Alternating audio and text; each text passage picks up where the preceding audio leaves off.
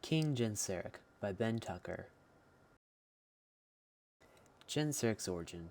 Around 390 AD, Genseric, also known as Genseric, was born to a slave woman. It is said that he was of medium height, was not one to talk much, and was lost in deep thought most of the time.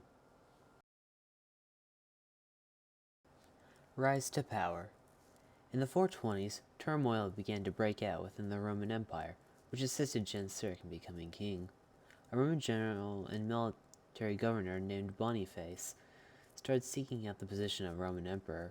He began to wage war against the other armies of Rome and managed to defeat them all until he came across an army under the leadership of Goth Sigismund. It is unclear what turn of events led to Genseric becoming king, but it is speculated that he received his power in return for assisting Boniface in defeating Sigismund. Military adventures and exploits.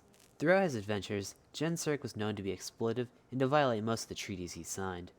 Genseric was said to have led a large population from Spain. With them, he moved across Africa and eventually made his way to Rome.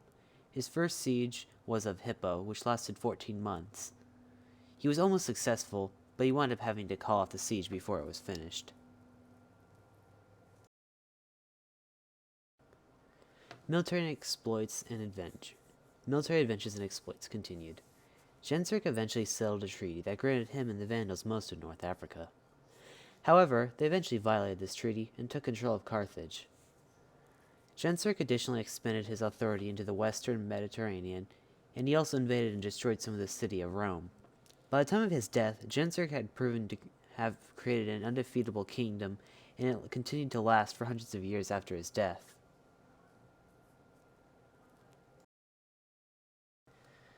Kingdoms conquered. Around 429 AD, Genseric conquered Morocco and northern Algeria. He conquered Carthage around 435 AD. Around 440 AD, Genseric conquered Sicily, Corsica, and the Balearic Islands. And in 450 AD, he didn't conquer the city of Rome, but he sacked and looted it. It is said that Genseric ruled from the Strait of Gibraltar all the way up to Tripolitania at the time of his death. Falling of power and death.